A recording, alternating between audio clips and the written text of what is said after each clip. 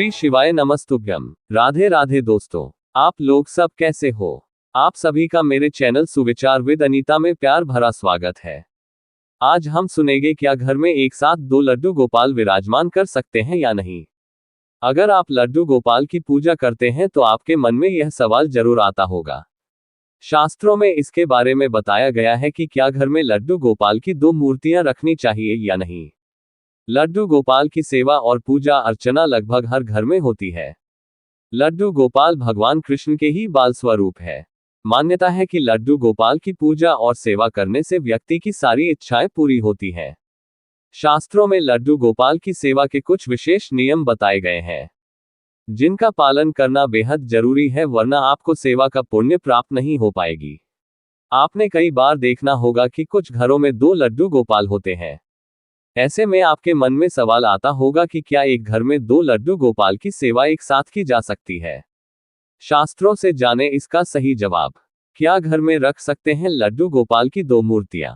शास्त्रों के अनुसार घर के मंदिर में एक ही भगवान की दो मूर्तियां विराजमान नहीं करनी चाहिए। यही नियम लड्डू गोपाल के लिए भी लागू होता है। शास्त्रों में बताया गया है कि लड्डू गोपाल की भी अपने घर में एक ही मूर्ति रखनी चाहिए। वास्तु शास्त्र में भी ये बताया गया है कि घर में एक ही भगवान की दो मूर्तियां रखने की सकारात्मकता की जगह नकारात्मकता आती है। इसलिए अपने घर में लड्डू गोपाल की एक ही मूर्ति विराजमान रखें और सच्ची श्रद्धा के साथ उनकी सेवा करें। दो मूर्तियां रखने से आपकी भक्ति दो जगह बट सकती है, जिस वजह से थोड़ी भूल चूक भी हो सकती है।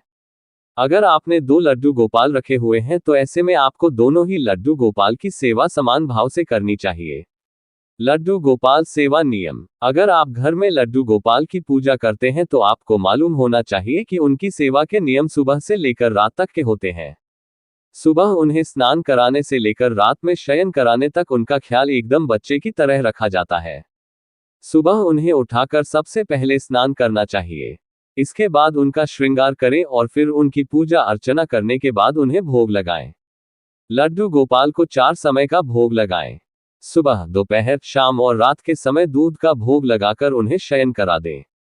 इस बात का ख्याल रखें कि आप जब भी कान्हा जी को भोग लगाएं तो उसमें तुलसी दल जरूर डालें। भगवान कृष्ण बिना तुलसी दल के भोग को स्वीकार नहीं करते। ऊपर सुनाए गए लेख अगर आप लोगों को अच्छी लगी हो तो मेरे चैनल सुविचार विद अनीता को प्लीज लाइक करें, शेयर करें और सब्सक्राइब करके रखें। ऐसी और जानकारियां पाने के लिए मेरे चैनल पर दिए गए बेल आइकन को प्रेस करके रखें। धन्यवाद दोस्तों।